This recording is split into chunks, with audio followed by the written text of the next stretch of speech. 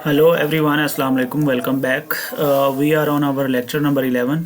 इसमें हम पढ़ेंगे क्लासरूम मैनेजमेंट के बारे में। क्लासरूम मैनेजमेंट क्या होती है, क्लासरूम मैनेजमेंट किस तरह से होती है और उसके पीछे थ्योरीज क्या हैं, इस लेक्चर का हिस्सा होंगी। अच्छा, basically classroom management is a vital component of teaching and learning. Teaching and learning का भी एक कंपोनेंट है। ठीक है, टीचिंग अगर देखा जाए, मैंने ये पहले भी बात बहुत दफ़ा की है और आप लोगों ने ये नोट भी करनी है। जो क्लासरूम है इसे एक सोसाइटी माना जाता है, इसे लिखा जाता है। ये बड़ा इम्पोर्टेंट एक कोट है, classroom is a miniature miniature of society. ये ऐसे पूछा जाता है। ठीक है, classroom is a miniature of society, मतलब वो ये मिनिएचर का वर्ड निकाल देता है। अच्छा, फिर आपको शुरू में ही हमने पहले लेक्चर में ये बात की थी कि क्लासरूम के अंदर डाइवर्सिटी हमेशा पाई जाती है। डाइवर्सिटी या क्लासरूम का जो एनवायरनमेंट होता है वो बहुत ज़्यादा डाइवर्स होता है। अब डाइवर्सिटी का मतलब यहाँ पे क्या है? डाइवर्सिटी का मतलब ये है कि क्लासरूम के अंदर different capacities, different intelligence, different abilities रखने वाले बच्चे होते हैं। उन सारे बच्चों का जो फाइनेंशियल बैकग्राउंड है वो डिफरेंट होता है, उनका कल्चरल बैकग्राउंड डिफरेंट होता है। मसलन कोई किसी एक लैंग्वेज से होता है, कोई किसी दूसरी लैंग्वेज से होता है, कोई मीडियोकर क्लास का बच्चा होता है, कोई ज़रा मिडिल क्लास का बच्चा होता है, कोई अपर क्लास का बच्चा होता है, कोई एलीट से हो सकता है। लेकिन पब्लिक स्कूल्स में तो कम ही होते हैं। और लेकिन उनके अंदर जो सोशल, कल्चरल और बैकग्राउंड है वो उन सब का डिफरेंट होता है। बायोलॉजिकल डिफरेंसेस होते हैं। इन सारे डिफरेंसेस को हम इंडिविजुअल डिफरेंसेस बोलते हैं। तो इन डिफरेंट इंडिविजुअल डिफरेंसेस की वजह से क्लासरूम के अंदर हमेशा एक शोर शराबा सा रहता है। कोई भी क्लासरूम हो, कोई भी क्लासरूम कभी भी एब्सोल्युटली कंपोज नहीं होता। एब्सोल्यूट का मतलब होता है मुकम्मल तौर पर कंपोज्ड नहीं होता, पुरसकून नहीं रहता। और बाज़ औक़ात अगर क्लासरूम के अंदर टीचर ना हो तो आपको एक खेल का मैदान नज़र आता है। और अगर इसे जुरासिक पार्क भी कहा जाता है। क्लासरूम को अक्सर जुरासिक पार्क से भी तशबीह दी जाती है कि ये हमेशा एक जुरासिक पार्क है। और डिफरेंट एबिलिटीज़ रखने वाले बच्चे, जो मतलब जिनकी एबिलिटीज़ दूसरों से ज़्यादा हों, जो बायोलॉजिकली या फिज़िकली तगड़े हों, वो दूसरों को बुली करते हैं। बुलिज़म इज़ अ क्लासरूम डिसरप्शन। तो क्लासरूम डिसरप्शंस होती हैं कुछ, उनके बारे में भी पढ़ेंगे। इन सारी चीज़ों को टैकल करना क्लासरूम मैनेजमेंट कहलाता है। ठीक है, एक टीचर जो है वो एक क्लासरूम को मैनेज करता है अपनी विजडम से, एक डिसिप्लिन से, रूल्स एंड रेगुलेशन से, फिर अपने करिश्मा जिसको लीडरशिप में हम करिश्मेटिक लीडरशिप बोलते हैं। लेकिन वो लीडरशिप वाला हमारा पर्सपेक्टिव नहीं है, यहाँ पे टॉपिक का हिस्सा नहीं है, तो उन चीज़ों को हम यहाँ पे नहीं डिस्कस करेंगे। So there are two words, classroom and management. पहले हम मैनेजमेंट को थोड़ा सा डिस्क्राइब कर लेते हैं, फिर हम क्लासरूम के ऊपर आ जाएंगे और फिर हम क्लासरूम मैनेजमेंट के ऊपर आ जाएंगे। अब मैनेजमेंट क्या है चीज़ है जी? मैनेजमेंट एक प्रोसेस होता है। मैनेजमेंट एक आर्ट है। इसको आप प्रोसेस भी बोल सकते हैं, इसको आप एक आर्ट भी बोल सकते हैं। ठीक है, ये एक प्रोसेस है, ये एक आर्ट है। ठीक है, मैनेजमेंट में हमेशा कोशिश की जाती है, किसी भी किस्म की मैनेजमेंट, खा वो फाइनेंशियल रिसोर्सेज की मैनेजमेंट हो, खा वो फिज़िकल रिसोर्सेज की मैनेजमेंट हो, खा वो किसी भी सिस्टम की मैनेजमेंट हो, तो उसका हमेशा एक गोल होता है। क्लास मैनेजमेंट का हमेशा एक गोल होता है कि मिनिमम एफर्ट लगाई जाए और उस मिनिमम एफर्ट से मैक्सिमम आउटपुट हासिल किया जा सके। मैक्सिमम आउटपुट, ठीक है, जो मैक्सिमम आउटपुट होती है इसके लिए एक वर्ड यूज़ होता है एफिशिएंसी। ये आप लोगों ने नोट करना है। तो क्लासरूम के अंदर भी क्लासरूम मैनेजमेंट से मुराद भी ये होता है कि एक टीचर कम से कम अपनी एफर्ट लगा के ज़्यादा से ज़्यादा आउटपुट हासिल करे। अब वो आउटपुट क्या होती है? वो दो तरह से क्लासरूम के पर्सपेक्टिव में दो तरह से हो सकती है। एक तो आपकी क्लासरूम का एनवायरनमेंट जो है वो हमेशा कंडूसिव रहे।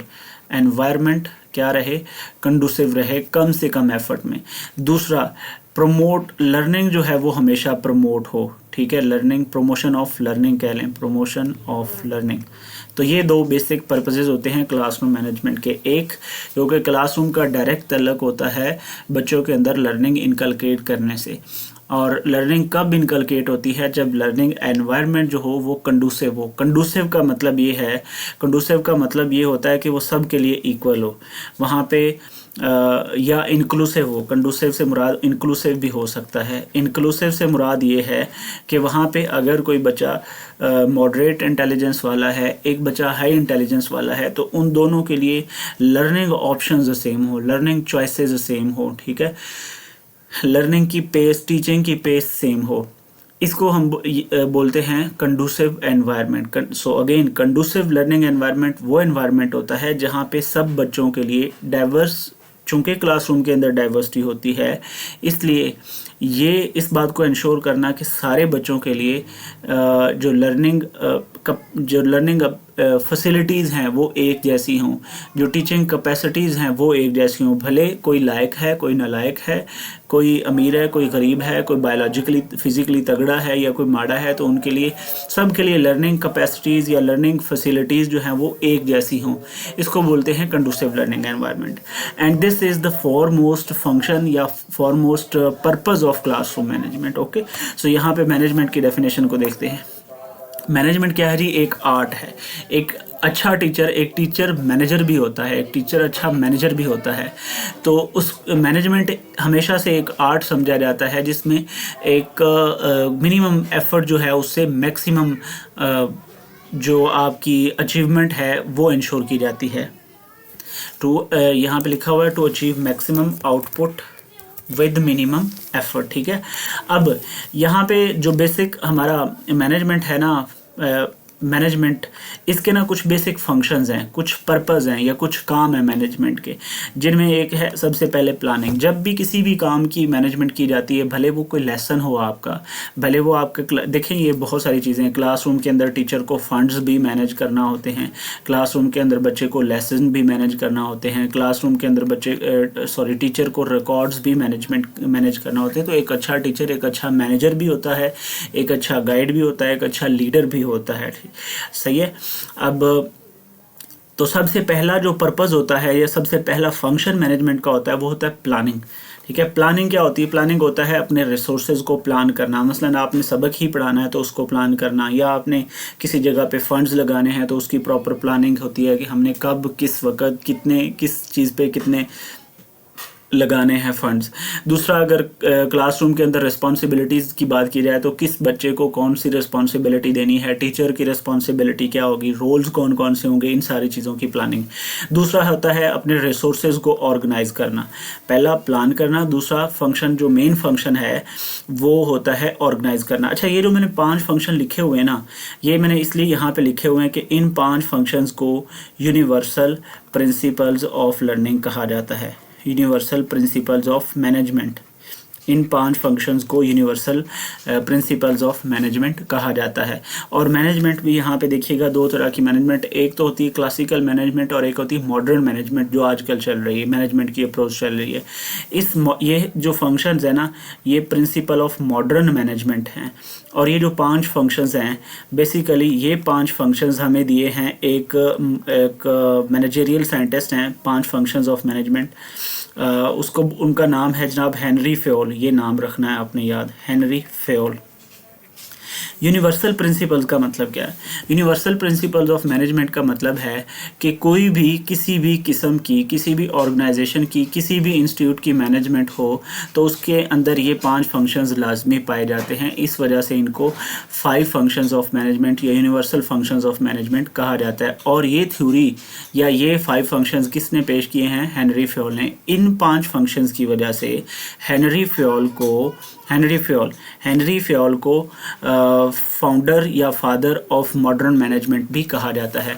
मैनेजमेंट की डिफरेंट टाइप्स है, एक साइंटिफिक मैनेजमेंट आ जाती है, एक ब्यूरोक्रेटिक मैनेजमेंट आ जाती है, और एक डेमोक्रेटिक मैनेजमेंट आ जाती है। तो इनमें से जो इन सारी मैनेजमेंट के अंदर ये फंक्शंस पाए जाते हैं 5, और ये जिस बंदे ने दिए हैं उसका नाम है हेनरी फेयोल, और हेनरी फेयोल को फादर ऑफ मॉडर्न मैनेजमेंट कहा जाता है। अब भले वो आपकी मैनेजमेंट क्लासरूम से के हवाले से हो, भले आपके स्कूल के हवाले से हो, भले वो एक इंस्टीट्यूट इंस्टीट्यूशनल लेवल की मैनेजमेंट हो या वो एक ऑर्गेनाइजेशनल लेवल की मैनेजमेंट हो, इस सारी मैनेजमेंट के अंदर ये 5 फंक्शंस पाए जाते हैं।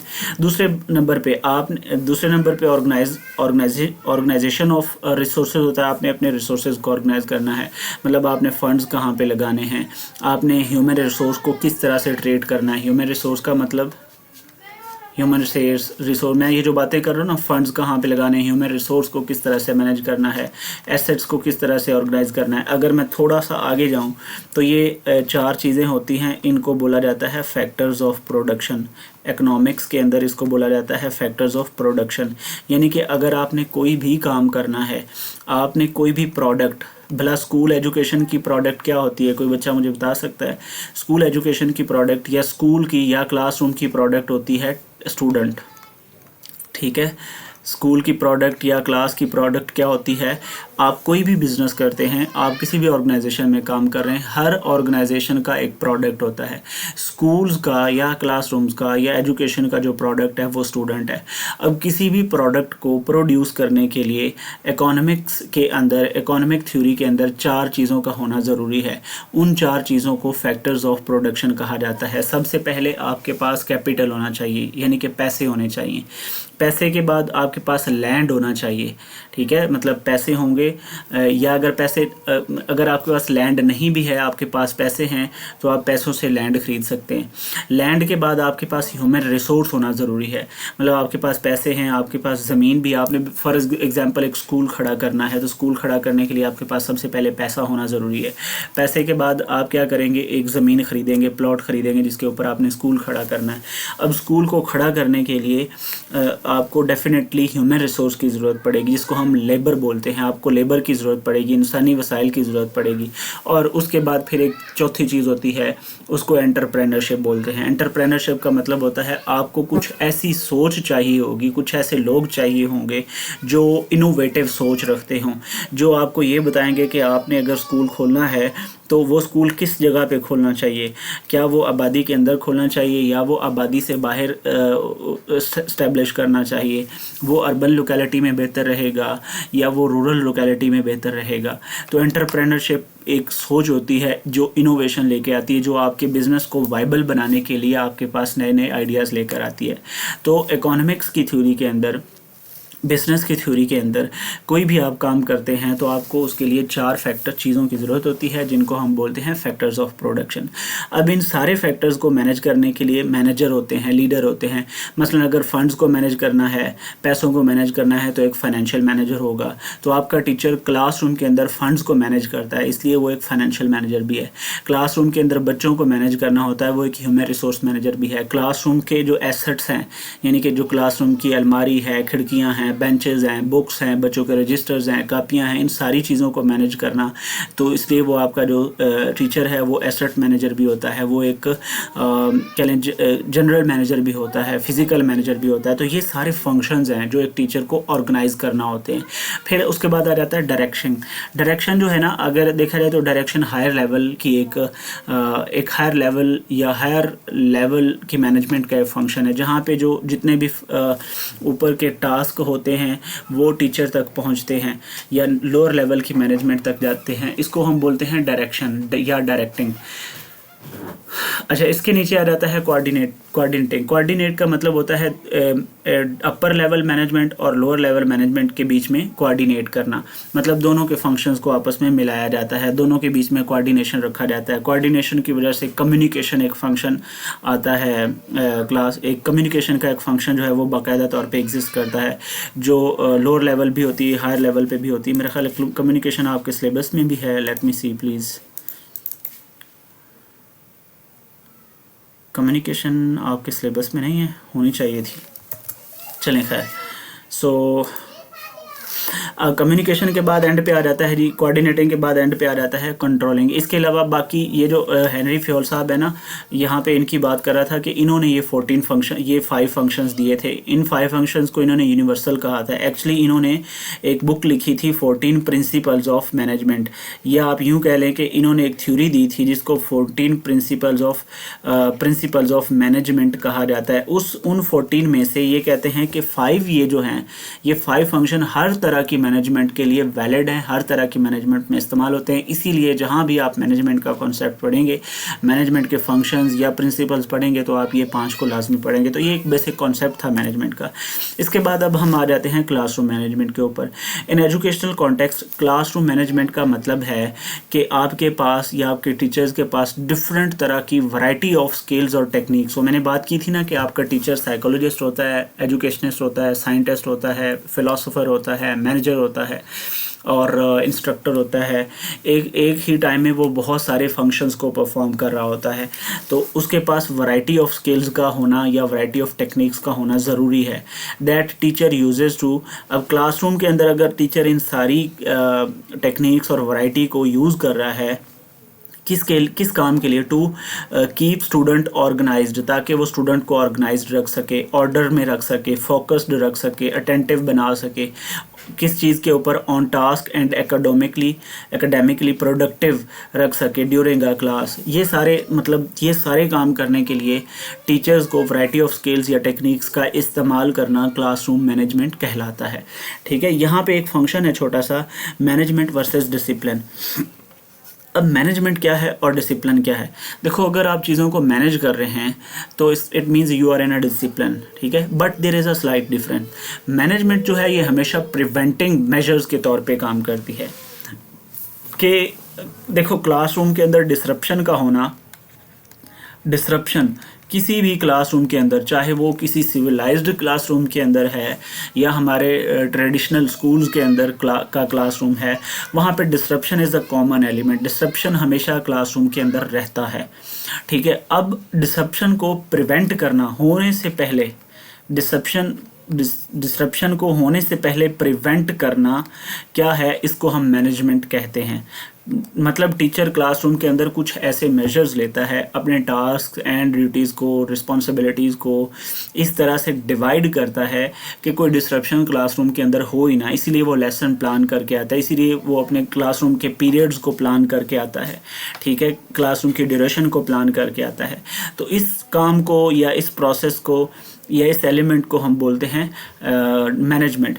जबकि डिसिप्लिन जो चीज़ है वो after an event is happened, जब कोई इवेंट या एक्शन हो जाता है तो उसके बाद जो टीचर है का जो रिस्पॉन्स होता है उसको हम डिसिप्लिन बोलते हैं। तो ये एक बेसिक डिफरेंस भी आप लोग याद रखिएगा मैनेजमेंट और डिसिप्लिन के बीच में। Management is about preventing disruptions. ये एक प्री एम्प्टिव टेक्निक होती है, pre emptive. Management is always pre emptive. Pre emptive का मतलब ये होता है कि कोई इवेंट होने वाला है और उस इवेंट को होने से पहले कोई काम कर लेना, इसको प्री एम्प्टिव स्ट्रेटेजी या इसको प्रीएम्पशन भी बोला जाता है। थ्रू रूटीन्स, कैसे? Through routines and specific environment. आपने एक एनवायरनमेंट बनाया हुआ है जो कि इन चीज़ों को, डिस्ट्रप्शन को होने से बचाता है। Whereas discipline is the response to a disruption after it happens. जबकि डिसिप्लिन क्या है? डिसिप्लिन क्या होता है कि जब कोई इवेंट हो गया है, उस इवेंट के होने के बाद क्लासरूम में एक बच्चे ने किसी को पीट दिया, तो अब वहाँ पे आप डिसिप्लिन अप्लाई करते हैं। और एक क्लासरूम में बच्चे के दूसरे को पीटने से बचाने के लिए आपने जो स्ट्रेटजीज, जो टेक्निक्स, जो रूल्स अडॉप्ट किए हुए हैं वो मैनेजमेंट कहलाएंगे। सो ये दोनों के बीच में भी आप लोगों ने एक डिफरेंस याद रखना है। ओके, तो इस लेक्चर के अंदर हमारा हो गया मैनेजमेंट क्या होता है, क्लासरूम मैनेजमेंट का क्या कॉन्सेप्ट होता है, उसके पीछे मैनेजमेंट की मैंने सिर्फ एक ही थ्योरी पढ़ाई है, लेकिन मैनेजमेंट की बहुत सारी, अगर हम स्कूल मैनेजमेंट के ऊपर होते हैं तो बहुत सारी थ्योरी, फंड्स मैनेजमेंट के लिए भी हम थ्योरी पढ़ते, हम फाइनेंशियल ह्यूमन रिसोर्स के लिए भी थ्योरी पढ़ते। ह्यूमन रिसोर्स मैनेजमेंट के अंदर क्या आ जाता है? ह्यूमन रिसोर्स को ट्रेन करना, उनको डेवलप करना, उनकी जॉब्स रिस्पॉन्सिबिलिटीज़ को डिसाइड करना, डिवाइस करना, और उनकी जॉब रोटेशन को डिज़ाइन करना, जॉब डिस्क्रिप्शन को डिज़ाइन करना, ठीक है, उनकी परफॉर्मेंस एवेल्यूएशन करना, उनके परफॉर्मेंस अप्रेजल्स करना, ये सारी चीज़ें ह्यूमन रिसोर्स के अंदर आ जाती है। एसेट मैनेजमेंट के अंदर आ जाती है, हम कौन सी कॉस्ट लगाएंगे, किस चीज़ के ऊपर कितनी कॉस्ट लगाएंगे, एक्सपेंडिचर कितना आया है, उस एक्सपेंडिचर को किस तरह से कैलकुलेट करेंगे, कैश रजिस्टर क्या होता है, कॉन्टीजेंसी रजिस्टर क्या होता है, asset register and asset maintenance register क्या होता है। ये डिफरेंट तरह के क्लासरूम के स्कूल्स के अंदर रजिस्टर्स होते हैं। तकरीबन एक स्कूल्स के अंदर हमारे जो ट्रेडिशनल स्कूल्स हैं, इनके अंदर तकरीबन 36 से 40 किस्म के रजिस्टर्स होते हैं, तो उनकी सारी मैनेजमेंट, ये सारा रिकॉर्ड कीपिंग में आता है। तो ये उनके लिए है जो हेडशिप वगैरह का टेस्ट देते हैं, उनके लिए हम ये सारी चीज़ें पढ़ते हैं, financial management, HR management, physical management, costing वगैरह। लेकिन चूंकि हमारा क्लासरूम के साथ अलग है, इसलिए हम सिर्फ वो चीज़ें पढ़ेंगे जो सिर्फ क्लासरूम से रिलेटेड हैं। तो इस टॉपिक के अंदर हमने जो चीज़ें पढ़ी हैं वो एक तो हमने मैनेजमेंट की डेफिनेशन पढ़ी है, और दूसरा हमने क्लासरूम मैनेजमेंट के साथ इसको रिलेट किया है, और एक छोटी सी थ्योरी मैंने आपको बताई है।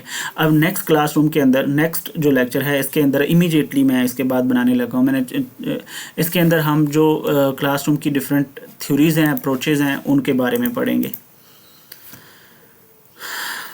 यहाँ पे ना कंडूसिव लर्निंग एनवायरनमेंट की भी बात कर लेते हैं, चूँकि हमने अभी पढ़ा है इसी लेक्चर के अंदर। अब कंडूसिव लर्निंग एनवायरनमेंट क्या होता है? A conducive environment is one that is favourable to learning, जिसमें लर्निंग बहुत आसान लग रही हो, जिसमें लर्निंग कंपोज्ड लग रही हो, जो लर्निंग फ्रेंडली एनवायरनमेंट होता है। Learning friendly environment. अब देखो, लर्निंग फ्रेंडली एनवायरनमेंट कौन सा हो सकता है? लर्निंग फ्रेंडली एनवायरनमेंट होता है जो कंपोज्ड हो। कंपोज के मतलब जहाँ पे खामोशी हो, जहाँ पे सुकून हो, जहाँ पे शोर शराबा ना हो, डिस्ट्रप्शन ना हो, जहाँ पे अगर आप क्लासरूम के फिज़िकल स्ट्रक्चर की बात करें तो क्लासरूम का जो आपका फिज़िकल स्ट्रक्चर है वहाँ पे प्रॉपर लाइटनिंग हो, ठीक है, प्रॉपर लाइट आ रही हो, वहाँ पे वो स्पेशियस हो, खुला हो, वहाँ पे एयर वगैरह आ रही हो, ये सारी चीज़ें कंडूसिव लर्निंग एनवायरनमेंट में आती हैं। फिर वहाँ पे बच्चों की जो सीटिंग अरेंजमेंट्स हैं वो बाकायदा तौर पे ऑर्डरली हों। 3-4 तरह की सीटिंग अरेंजमेंट्स आती हैं, एक यू टाइप की आती हैं, एक लिनियर सीटिंग अरेंजमेंट्स आती हैं, और इस तरह से 2-3 और हैं। तो आपका और उसके अंदर मज़ीद उसके अंदर क्लीनलीनेस हो, ये तो बहुत कॉमन सी चीज़ें हैं जो आप समझ सकते हैं। तो अगर किसी क्लासरूम के अंदर ये सारी चीज़ें हैं तो उसको एक कंडूसिव लर्निंग एनवायरनमेंट बोला जाता है। और कंडूसिव लर्निंग एनवायरनमेंट की एक शर्त ये भी है कि उसके अंदर इंगेजमेंट हो टीचर और स्टूडेंट के बीच में, और एक डेमोक्रेटिक या पार्टिसिपेटिव, ये एक पार्टिसिपेटिव एनवायरनमेंट हो। पार्टिसिपेटिव एनवायरनमेंट अगर आपको याद हो तो मैंने शुरू में बात की थी कि जो मॉडर्न पेडागोजिकल कॉन्सेप्ट्स हैं या मॉडर्न एजुकेशनल फ़िलासफ़ीज़ हैं, जैसा कि प्रोग्रेसिविज़म है, जैसा कि प्रैग्मेटिज़म है, ये कहते हैं कि क्लासरूम के अंदर टीचर का रोल जो है वो फैसिलिटेटिव और पार्टिसिपेटिव होना चाहिए। तो इसीलिए जो क्लासरूम है हमारा वो भी पार्टिसिपेटिव